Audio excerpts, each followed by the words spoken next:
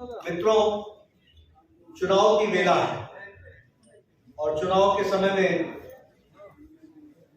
अक्सर ये होता है कि बहुत से लोग जो पिछले 5 साल से क्वारंटाइन थे, आइसोलेशन में थे, वो सब चुनाव के समय बाहर निकल करके आते और नई नई बातें कहते। मतदाताओं के लिए दिक्कत की बात हो जाती है। हर पॉलिटिकल पार्टी का मैनिफेस्टो निकलेगा, उसमें बहुत अच्छी बातें लिखी होती है। मैनिफेस्टो में हमेशा अच्छी बातें होती हैं।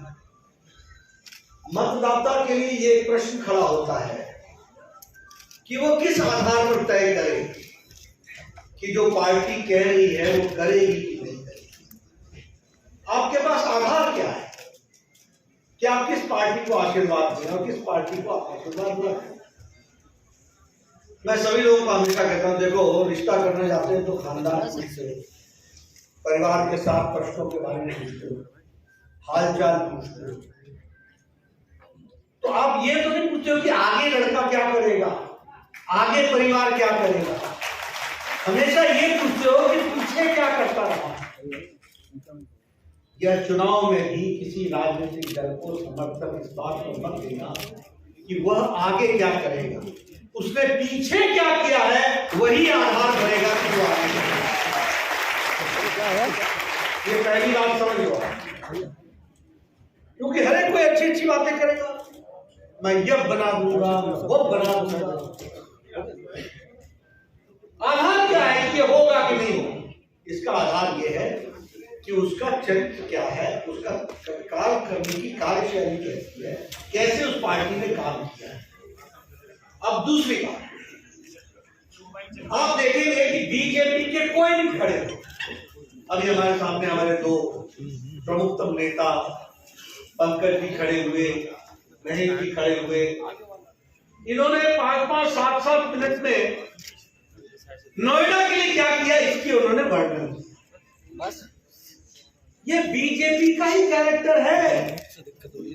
और ये इलेक्शन में ये दम भी हम ही रखते हैं जो रिपोर्ट कार्ड लेकर के जनता के सामने जाने के साथ, और कोई नहीं रख सकता। बहन जी से पूछोगे, वो बोलेगी मैंने ये किया था, ये किया था, कितना किया था, किसका किया था, मालूम। अंत में पता चलेगा कि अपना ही किया। सपा वालों से पूछोगे तो बोलेगे मैंने ये किया था, मैंने वो किया था, ये किया था, वो किया था। अंत में पूछोगे तो 50 घर से ही एमएलए एमपी और जिला परिषद के सदस्य थे, बाकी सब जाएगा। ये जनता ने नहीं किया है, खुद का किया। वंशवाद, परिवारवाद, विकास का विकास, विकास मतलब अपना विकास, परिवार का विकास, जनता का विकास नहीं। इसलिए दूसरी बात हमको यह गांठ बांध लेनी चाहिए कि आप जब मतदाता के रूप में किसी को भी पढ़, तो मैं तो अच्छी बात बोलूंगा, लेकिन मुझे कसौटी पर कसो ना। मैंने जो कहा, हमारे लोगों ने जो कहा, वो सही है कि नहीं पता करो। और अगर आपको लगता है कि सही है तो फिर सब कुछ छोड़ करके उनके साथ खड़े होना, यह हमारी जिम्मेवारी है। अब आपके सामने मैं कुछ बातें रखना चाहूंगा। हमारी पार्टी जब सपा बसपा आती है तो क्या होता है, ये फलाने की पार्टी है, यानी अब कप्तान भी फलाना होगा, जिलाधिकारी भी फलाना होगा, थाना भी तुम्हारा, इलाका भी तुम्हारा, तहसील भी तुम्हारी, जिला भी तुम्हारा। अगर बसपा की सरकार आएगी तो फलाने का थाना, फलाने का जिला होता है कि नहीं होता है। यानी ये जाति की बात करते हैं और हम सबका साथ, सबका विकास, सबका विश्वास। ये दूसरी बात समझने की है कि समाज को हम जोड़ते हैं, वो तोड़ते हैं। अब यहां पर पंकज जी ने बोला मैंने ये किया, मैंने ये किया, मैंने ये किया, ये रिपोर्ट कार्ड। यहीं पर अगर सपा का नेता होता बोले तो वो क्या बोलता, फलाने गांव जो फलाने जाति का है, जो फलाने गांव फलाने उसको मैंने ये किया, मैंने ये किया। यानी समाज को बांटने का काम, हम जोड़ने का काम करते हैं, वो तोड़ने का काम। और तीसरी बात कि हम गरीब, वंचित, पीड़ित, शोषित, दलित, युवा, महिला, किसान, इनकी विशेष चिंता करते हुए इनको मुख्य धारा में लाने की व्यवस्था। और फिर मैं भाषण देने के लिए नहीं कह रहा, और भाषण के लिए नहीं ये विषय रखा, मैं इसको तथ्यों के आधार पर आपके सामने रखा।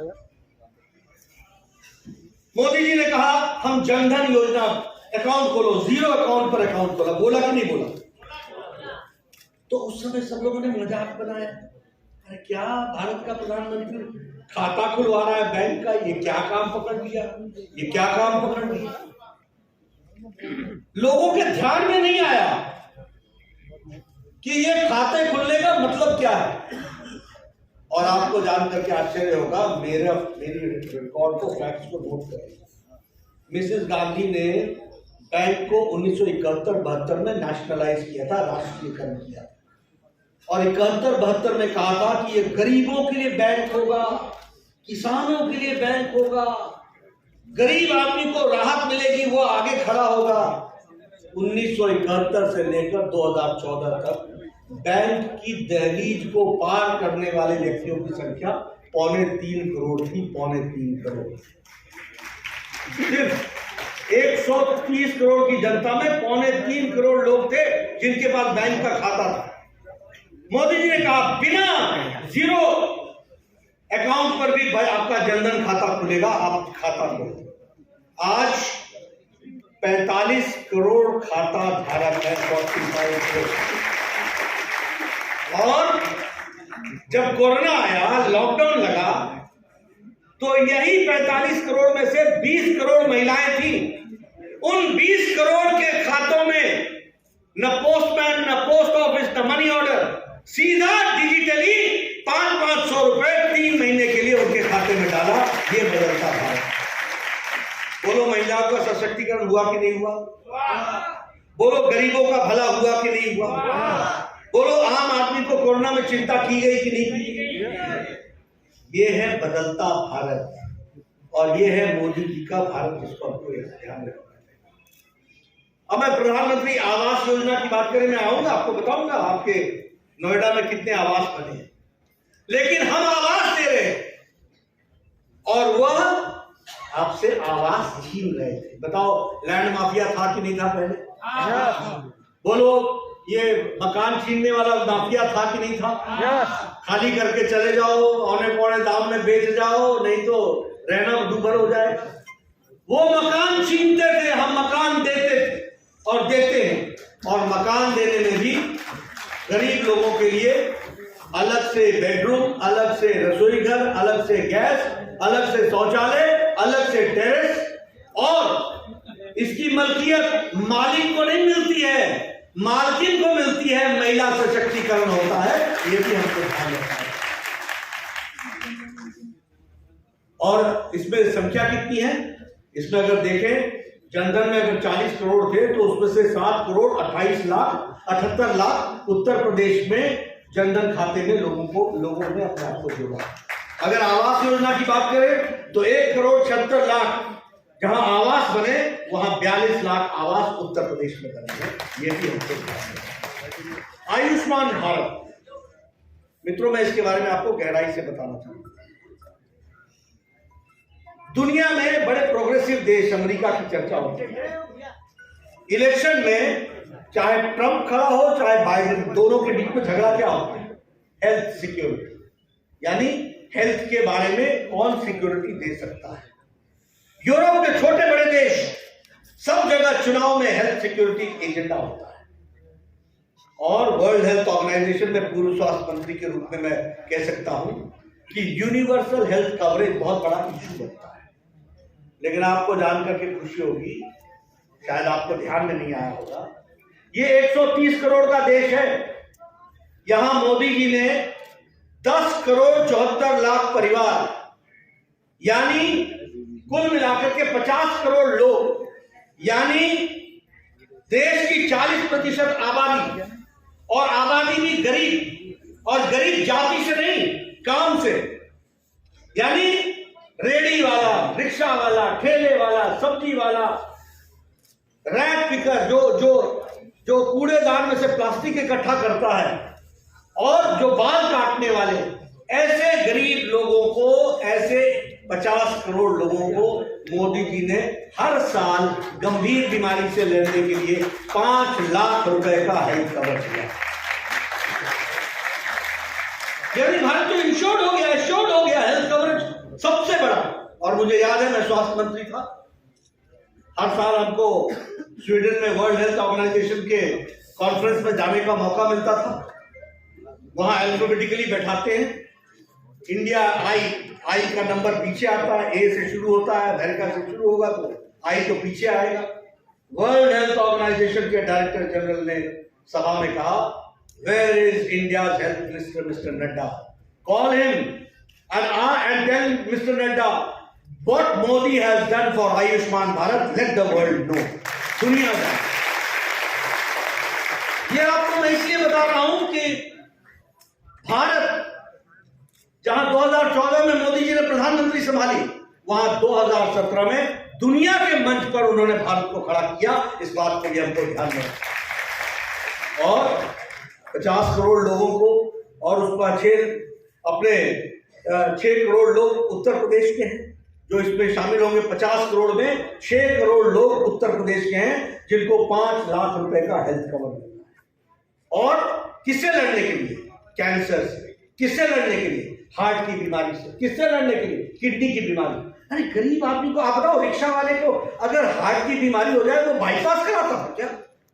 आज वो गोल्डन कार्ड लेकर के जाता है, अंगूठा लगाता है, और उसकी इच्छा है दिल्ली कराए, दिल्ली करेंगे। अगर टाटा कैंसर हॉस्पिटल में जाकर के इलाज कराना है तो वहां करेगा। भारत के मोदी जी का पैसा सीधे मुंबई के वहां कैंसर सेंटर में पहुंचेगा। इस तरीके से बताइए, इसमें गरीब की मदद हुई कि नहीं हुई? गरीब लोगों की चिंता हुई कि नहीं हुई? मुझे याद है, मैं एमपी जब था राज्यसभा में, एमपी के रूप में जब मैं रहता तो लिफ्टमैन था। मुझे नहीं मालूम था कि मैं भारत का स्वास्थ्य मंत्री बनूंगा। तो लिफ्टमैन था, वो मेरे को ऊपर से नीचे लाता था हर दिन। बेचारा, उसके चेहरे पर कभी मैंने रौनक नहीं देखी, नमस्कार सीधा। मैंने एक दिन पूछा, भाई ये मुस्कुराता नहीं है, दिक्कत क्या है? तो पता चला कि उसकी श्रीमती जी को हार्ट की बीमारी है और उसके पास इलाज के लिए पैसा नहीं। लिफ्टमैन था। तो मैंने कहा कि ठीक है, तुम राम मनोहर लोहिया हॉस्पिटल में जाओ, मेरा नाम लेना, फलाने डॉक्टर के पास जाना, देखते हैं क्या होता है। उन्होंने एस्टिमेट बना करके भेज दिया। मैंने कहा आपके पास है? बोले मेरे पास कुछ रिवॉल्विंग फंड होता है, उसमें से मैं करूंगा, कुछ आप देख लीजिए। मैंने कहा इससे कुछ मत लेना, जिसकी चिंता नहीं। मैंने उसकी आंखों में वो चमक देखी, और मुझे नहीं मालूम था कि मोदी जी के आशीर्वाद से मुझे ये काम करने का मौका मिलेगा कि ऐसे गरीब लोगों की चिंता करने का मौका मिलेगा। आज भी वाका मिलता साहब बिल्कुल ठीक है।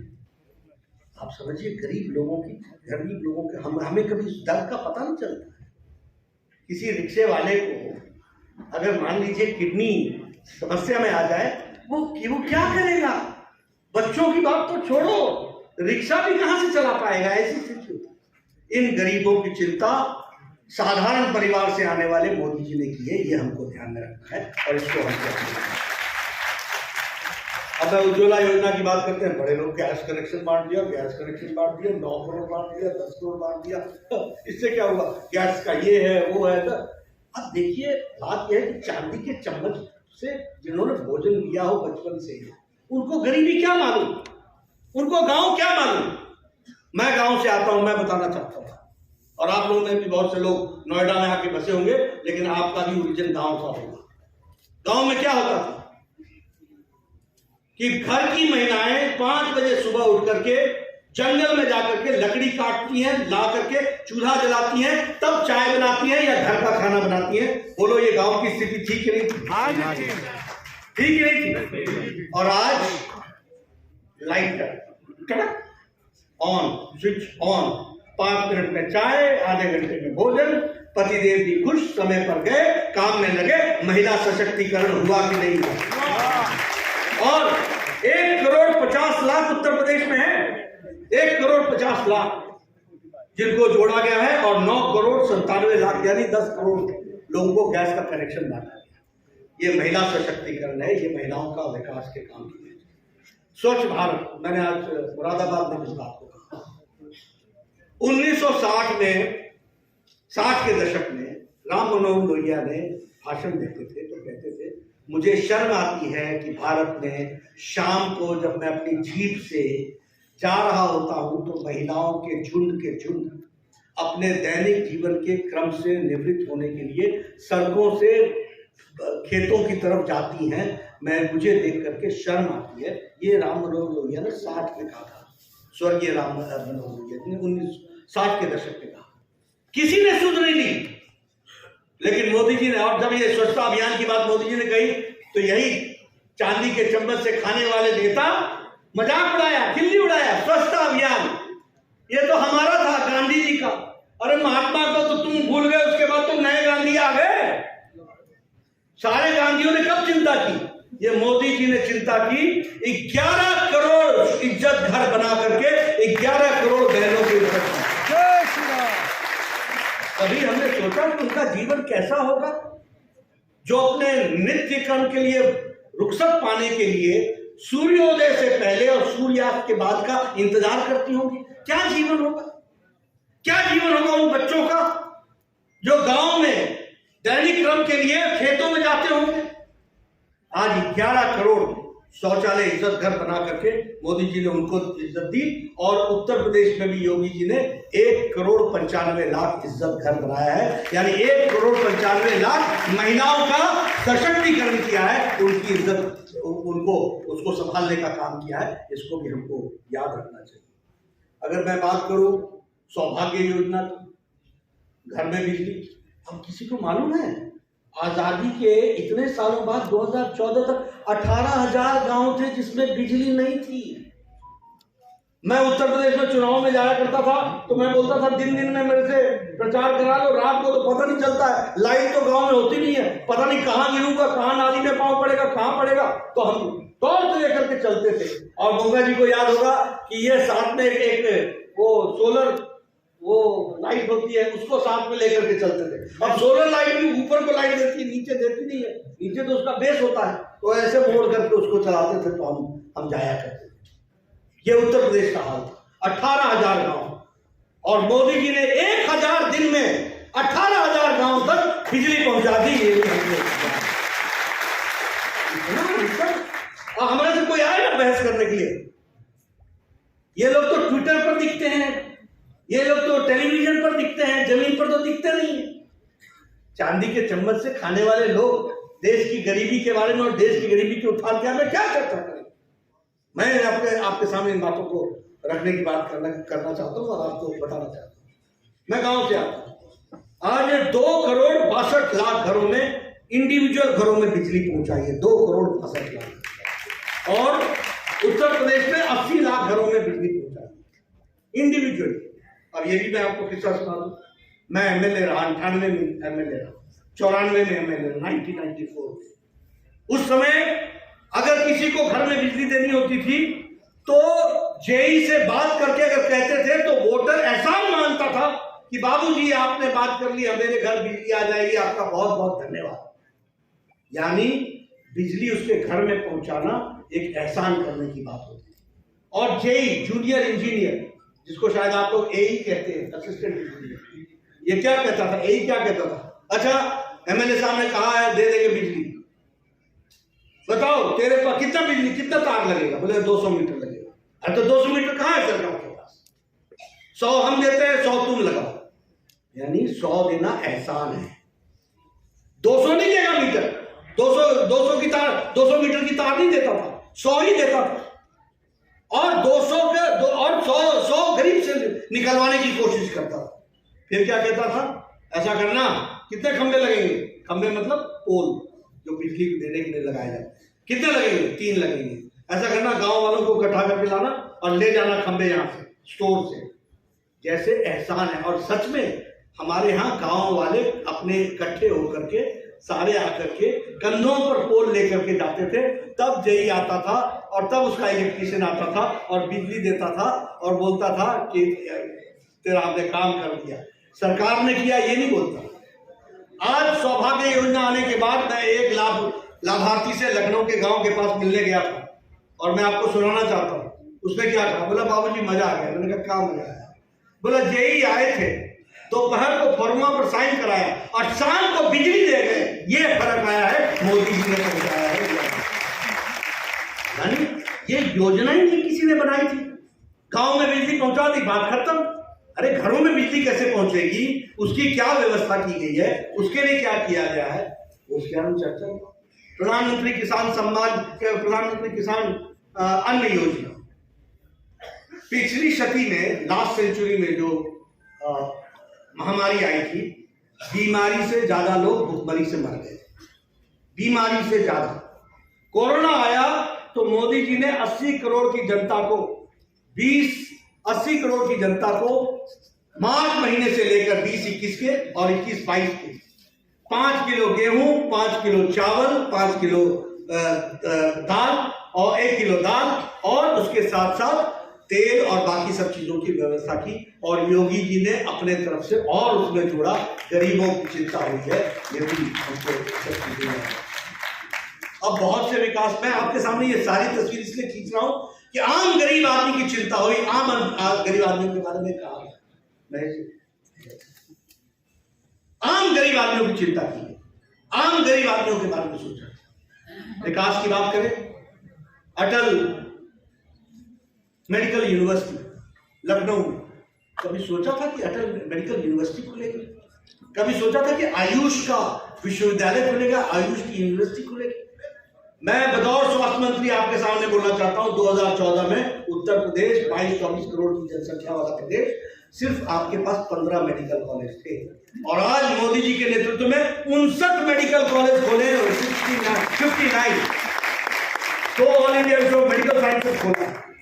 विकास की एक नई गाथा रची जा रही। आप ही के इलाके में जेवर में अब इंटरनेशनल एयरपोर्ट, और क्या है, एशिया का सबसे बड़ा एयरपोर्ट और वर्ल्ड का 5वां बड़ा एयरपोर्ट बनेगा। आने वाले समय में हर 1.5 मिनट पर एक ऊपर से इंटरनेशनल एयरपोर्ट। और ये एयरपोर्ट, ये एयरपोर्ट नहीं है, ये विकास की नई कहानी लिखेगा। ये इंजन, ग्रोथ का इंजन होगा, ये विकास का ग्रोथ का इंजन होगा। इस इलाके की तस्वीर बदलेगी। 1 लाख लोगों को तो डायरेक्ट एम्प्लॉयमेंट मिलेगा। 10,000 करोड़ रुपए 2024 से पहले खर्च हो जाएंगे और पहला फेज बन करके तैयार हो जाएगा। ये भी उनकी बात। अब विकास तो उनको दिखे ना। मेरे से कई बार बोलते हैं विकास नहीं होने का। देखो ऐसा है, मैं तेरी आंखें तो ठीक कर सकता हूं, लेकिन दृष्टि नहीं दे सकता, विजन नहीं दे सकता। इसके लिए मन चाहिए होता है देखने को। तुमने जब तय ही कर रखा है कि परिवार का ही विकास विकासवाद है, तो तुमको कहां दिखेगा लोगों का विकास? ये तो हमको दिखेगा। मैंने तो आपके सामने सारे आंकड़े रख करके बता दिया कि लोगों का विकास कैसे होता है। कुशीनगर में 260 करोड़ रुपए का इंटरनेशनल एयरपोर्ट, बुद्धा का सर्किट बनना, अयोध्या में इंटरनेशनल एयरपोर्ट, काशी का इंटरनेशनल एयरपोर्ट, लखनऊ का इंटरनेशनल एयरपोर्ट, उत्तर प्रदेश में 5 नेशनल इंटरनेशनल एयरपोर्ट हो गए। एक्सप्रेसवे की बात कीजिए, गोरखपुर लिंक एक्सप्रेसवे जो गोरखपुर से लेकर के आजमगढ़ तक जाएगा, गंगा एक्सप्रेसवे 594 करोड़ रुपए का होगा, 6 लेन का होगा, 37,350 करोड़ रुपए खर्च होंगे। मेरठ, हापुड़, बुलंदशहर, उन्नाव और प्रयागराज तक वो जाएगा। अब मुझसे कोई बोलता है तो मैं हमेशा सबको बोलता हूं, ये सड़क नहीं है भैया, ये विकास की गंगा है। याद रखना, ये विकास की गंगा है। आज नोएडा में जमीनों के दाम बढ़े कि नहीं बढ़े? विकास हो रहा है कि नहीं हो रहा है?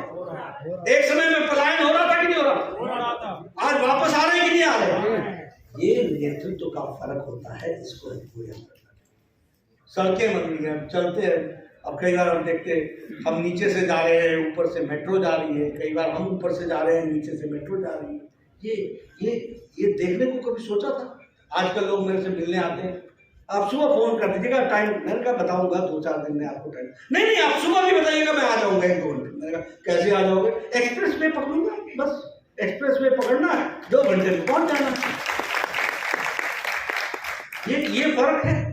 पहले हम जाया करते थे हापुड़ जाना हो, बुलंदशहर जाना हो, मेरठ जाना हो तो गया, आधा दिन तो गया। सुबह 4 बजे चलोगे तो कहीं 11, 12, 1 बजे पहुंचोगे।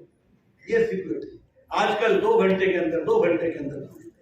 और एक यात्रा आप देखिए विकास के लिए, मैंने आपके सामने इतने एक्सप्रेसवे गिनाए। ये उत्तर प्रदेश की पूरी तस्वीर विकास की दृष्टि से बदलने वाली है, इसको भी हमको याद रखना। और अगर मैं परसों जो निर्मला सीतारमण जी ने मोदी जी के आशीर्वाद से बजट रखा है, उसमें 60 लाख प्रोडक्टिव लिंक इंसेंटिव के माध्यम से जॉब्स मिलेगी, विकास के नए आयाम लिखे गए। 1 साल के अंदर 25,000 किलोमीटर हाईवे बनना है, 1 साल के अंदर 20,000 करोड़ रुपए खर्चा हो, 60,000 करोड़ रुपए खर्च होकर के करोड़ों लोगों को जल का की व्यवस्था की जाएगी। इसकी भी बातचीत उसमें जोड़ी गई। आज उत्तर प्रदेश की इकॉनमी दूसरे नंबर की इकॉनमी देश में खड़ी होगी, सेकेंड इन द कंट्री। एक समय इसको बीमारू राज्य बोला जाता था और यू यानी उत्तर प्रदेश बीमार का यू होता था। आज इसको 10 नई यूनिवर्सिटीज बनी है, 77 न्यू कॉलेजेस खुले हैं, 28 इंजीनियरिंग कॉलेज खुले हैं, 4,50,000 यूथ को नौकरियां दी गई हैं और उनका जॉब ओरिएंटेशन हुआ है। आप बोलिएगा कि नड्डा जी आपने सारी दुनिया की बात कर ली, तो इधर उधर की बात न कर, तो ये बता नोएडा का हुआ क्या। तो मैं नोएडा भी आपको बता देता हूँ। नोएडा की बात कीजिए, ग्रेटर नोएडा में प्रधानमंत्री आवास योजना में 6,589 घर बने हैं ग्रेटर नोएडा। उसी तरीके से नोएडा में 2,721 घर बने हैं, दादरी में 3,754 घर बने और सौभाग्य योजना में 23,850 घरों में बिजली पहुंचाई गई है। ये भी बात। उसी तरीके से 11,435 इज्जत घर बनाए गए और यहाँ फिल्म सिटी बन रही है, वो इकोनॉमिक प्रोग्रेस का एक योगदान करेगा। IT इलेक्ट्रॉनिक्स का हब बन रहा है, software park, data centre, apparel park, ये भी कंस्ट्रक्शन में है। कंस्ट्रक्शन ऑफ टॉय सिटी भी है और इन्वेस्टमेंट उस पर 600 करोड़ रुपए हो रहा है। अभी आपसे चर्चा हुई एलिवेटेड पैरेलल शाहदरा डैम के साथ जो चीला रेगुलेटर है वहां से लेकर के मार्ग का कंस्ट्रक्शन हो रहा है, 605 करोड़ रुपए खर्च हो रहे हैं। उसी तरीके से एलिवेटेड रोड अघापुर से लेकर के SEZ इसके लिए भी लगभग 460 करोड़ रुपए खर्च हो रहे हैं। यानी आप मेरे से ज्यादा जानते हैं, मैं आपको बताऊं, ये मैं सिर्फ याद दिला रहा हूं कि कोई भी खर्चा 500 करोड़ से नीचे का नहीं है, 500 से ऊपर का ये 600 करोड़, 700 करोड़, 800 करोड़। यानी प्रोग्रेस की एक नई कहानी लिखने का काम नोएडा के अंदर भी हो रहा है। ये भी हम लोगों को ध्यान रखना। मुझे अभी पंकज जी चर्चा कर रहे थे, महेश जी चर्चा कर रहे थे रजिस्ट्रेशन का विषय। चुनाव की बेला है, मैं इस समय कोई वायदा तो नहीं करता, लेकिन प्रधानमंत्री जी ने रेरा के माध्यम से उसको भी समाधान करने का प्रयास किया है और आगे उसका भी संपूर्ण समाधान करने में हम लोग लेकिन इलेक्शन कमीशन की गाइडलाइन में वायदा तो कर नहीं सकता मैं। लेकिन हाँ, आप ये जानते ही हैं कि जो मोदी जी के नेतृत्व में हर का, सबका साथ, सबका विकास, सबका विश्वास, सबका प्रयास, तो इस पर भी सबका प्रयास ठीक ढंग से होगा, ये मैं जरूर आपको बताऊंगा। तो इसलिए विकास की दृष्टि से हम लोग आगे बढ़े। अभी वीवो कंपनी है, उसने यहाँ पर इंडस्ट्रियल यूनिट का कंस्ट्रक्शन स्टार्ट किया है, लगभग 5,400 करोड़ रुपए खर्च कर रहे। एक जिसको बोलते हैं चेंजिंग नोएडा, नोएडा बदलता हुआ आज इन्वेस्टमेंट का सेंटर बन रहा है।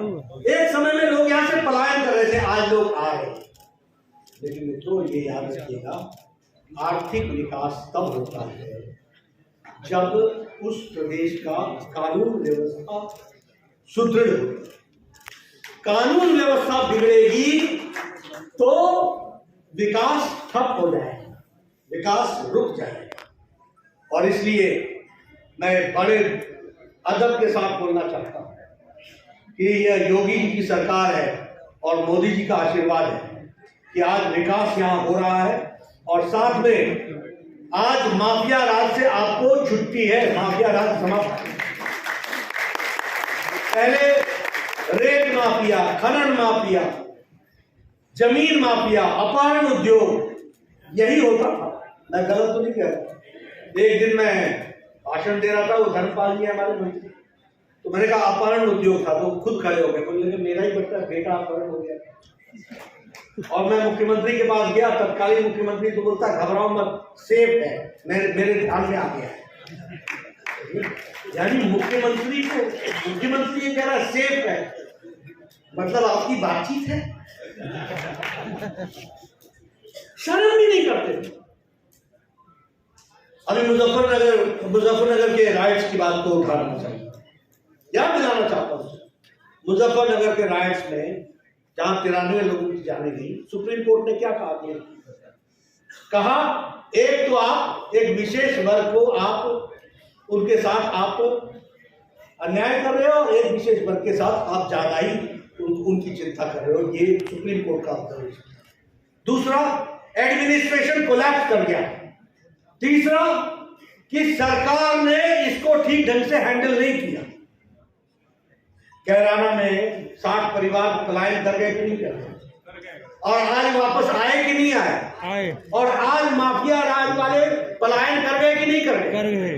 तो ये अंतर होता है, ये अंतर याद रखना। अभी वहां चुनाव हो रहे हैं, मुझे बताया गया कि वहां मौलाना नाजिर जो उस समय का अभियुक्त था, उसको अखिलेश जी ने स्पेशल प्लेन भेज करके अपने घर में मेहमानबाजी कराई थी, और मुजफ्फरनगर के राइट्स के अभियुक्त के साथ बड़े बहुत जोरदार काम किए इन्होंने, छोटे मोटे काम नहीं किए। संविधान की शपथ ली है, मैं ईश्वर की शपथ लेता हूं कि मैं संविधान की रक्षा करूंगा। आगे इनको ये बोलना चाहिए, और भक्षक बन करके लोगों के साथ मैं अन्याय करूंगा, ये इनको कहना चाहिए। यही ये करते रहे। और फिर मैं भाषण देने के लिए नहीं कह रहा हूं, मैं दो घटनाएं आपको। 22 मई 2007, और मैं मीडिया वालों से चाहूंगा कि कभी अखिलेश जी, वैसे तो नोएडा आएंगे नहीं, अब ये भी देखो आप कैसे नेता है ये। 21वीं शताब्दी में मुख्यमंत्री होने के बावजूद भी नोएडा से दूर दूर का रिश्ता। लेकिन आप कभी उनसे मिल जाए तो मेरा प्रश्न जरूर पूछ लेना मीडिया पर। घटना है 22 मई 2007, जगह है गोलघर, गोरखपुर, बम ब्लास्ट। 3 लोग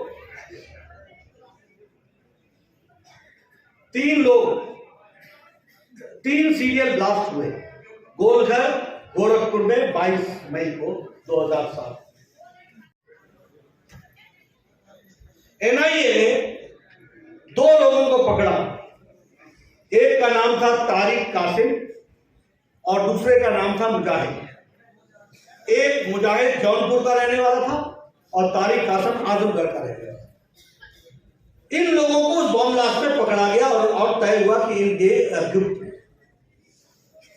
अखिलेश जी ने बतौर मुख्यमंत्री आने के बाद इस केस को विड्रॉ किया, और विड्रॉ करते समय फाइल पर लिखा कि सामाजिक सौहार्द रखने के लिए ये केस विड्रॉ किया जाए। यानी बॉम्ब ब्लास्ट करने वाले आतंकवादी, उनको सामाजिक सौहार्द के लिए उनके खिलाफ केस वापस लिया जाए। इलाहाबाद हाईकोर्ट ने केस को वापस लेने से मना कर दिया और कहा कि मुख्यमंत्री ये केस वापस नहीं ले सकता, ये भारत के कानून के दायरे में आता है, सजा होगी। और आज दोनों पर आजीवन कारावास की सजा सुनाई गई है। दूसरी घटना 31 दिसंबर 2007, रामपुर में सीआरपीएफ के कैंप पर, रामपुर में सेंट्रल रिजर्व पुलिस फोर्स के कैंप पर आतंकवादियों ने AK-47 से अटैक किया। 7 सीआरपीएफ के जवान मारे गए, 7 माताओं के कोख शून्य हो गए, 7 बहनें हमारी विधवा हो गई, 7 परिवारों के बच्चे अनाथ हो गए।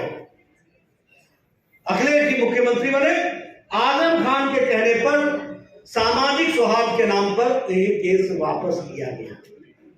अखिलेश जी ये संविधान के रक्षक हैं, ये संविधान के रक्षक। आतंकवादी 7 परिवार, 7 सीआरपीएफ के जवान मारे गए। दिन रात हमारे सुरक्षा के लिए होते, हम लोगों को सुरक्षा देते, सब लोगों को सुरक्षा देते। बेचारे कहां देश के कोने कोने में जाकर के प्रहरी के रूप में सेवा करते हैं, सब जगह जाकर के इलेक्शन करवाते हैं, हर जगह पैरामिलिट्री फोर्स के के रूप में खड़े रहते हैं। वो 7 लोगों की जाने गई और अखिलेश जी ने केस वापस लिया। फिर इलाहाबाद हाईकोर्ट ने कहा, और इलाहाबाद हाईकोर्ट ने क्या कहा, आपको केस वापस लेने का अधिकार नहीं है, भारत के कानून के तहत इनका केस चलेगा और इस पर कानूनी कार्रवाई होगी। कानूनी कार्रवाई क्या हुई? 4 लोगों को सजाए मौत और 3 लोगों को आजीवन कारावास। लेकिन आज मैं पूछना चाहता हूं, और अखिलेश जी से मेरे सबसे पूछिएगा कि आपकी नीयत क्या थी? आपकी क्या नीयत थी? आप किसके रिप्रेजेंटेटिव थे? आप किसको प्रश्रय दे रहे थे? ये मुद्दे हैं चुनाव के। क्या ऐसे लोगों को आप उत्तर प्रदेश की बागडोर देंगे? नहीं देंगे। क्या ऐसे लोगों को देना चाहिए? नहीं देंगे। मित्रों, आप तो सब किसान के परिवार से आते हो, चावल के दाने से चावल की किस्म पहचान लेते हो। हम भी राजनीति में रहते रहते राजनेता की एक हरकत से उसकी नीयत पहचान जाते हैं। ये है उनकी नीयत। इसलिए ये कई लोग उनसे गुंडा राज, मैंने कहा ये गुंडा शब्द सपा के लिए बड़ा हल्का शब्द है भाई। ये सपा और गुंडे ये तो साथ साथ चलती है। आज सबकी भाषा सुन लीजिए, 10 तारीख के बाद, 10 तारीख के बाद, ये क्या भाषा है? ये नियत बताते हैं। आना तो दूर दूर तक, आपका आशीर्वाद रहे, कहां नजदीक पटके नहीं, कहां नजदीक पटके, लेकिन नियत देखो। आज से ही उन अफसरों का मैं विशेष ख्याल रखूंगा। भाषा देखो, उन लोगों का मैं विशेष ख्याल रखूंगा। यानी अभी आए नहीं, और मैं तो कई बार बोलता हूं, रस्सी जल गई, बल नहीं गया। ये सब लोग इसी प्रकार के हैं। इसलिए गुंडा शब्द बोलना ये हल्का शब्द होगा, ये तो पर्यायवाची है। ये सपा हो और गुंडा ना हो, ये दोनों तो कार्यकर्ता ही होगा ना वो। ये तो मूल स्वभाव होगा उनका। और फिर मैं कहने के लिए नहीं कर रहा हूं, आप इनका रैली देख लो, आप इनका सब कुछ देख लो, आप इनका व्यवहार देख लो, आप इनका कार्य करने की शैली देख लो, आपको पता चल जाएगा कि किस तरीके के। इसलिए मित्रों, यह चुनाव पंकज जी का अकेला नहीं है। पंकज जी तो आपके आशीर्वाद से जीतेंगे, महेश जी लोग सब लोग आगे बढ़ेंगे। लेकिन यह चुनाव, आप बताइए, योगी जी यहाँ बारंबार नोएडा में आए कि नहीं आए? यहाँ के विकास के काम में योगदान किया कि नहीं किया? बाकी लोग नोएडा किस लिए आया करते थे? वैसे तो आते ही नहीं थे, पर अपने दूध भेजा करते थे। किस लिए भेजा करते थे? पेटी उठाने के लिए। आप बोल रहे हैं, मैं नहीं बोल रहा। पेटी उठाने के लिए। लेकिन ये जग जाहिर है कि वह यहाँ किस लिए आते थे या किस लिए लोगों को भेजते थे। ये उनका फर्क है। इसलिए मैं आपसे चाहूंगा कि आप नोएडा की रक्षा के लिए, आप नोएडा के विकास के लिए, आप इसको उत्तम मोस्ट शहर के रूप में आगे और विकसित करने के लिए, ये आपका नोएडा है, ये हमारा नोएडा है, हम सब का नोएडा है, ये हमारा ताज है, ये उत्तर प्रदेश का एक फाइनेंशियल कैपिटल है। इसको बढ़ाना हमारी जिम्मेवारी है और मुझे पूरा विश्वास है कि आप इसको आगे बढ़ाएंगे। इसलिए पंकज जी, महेश जी माध्यम है, और आप जानते हैं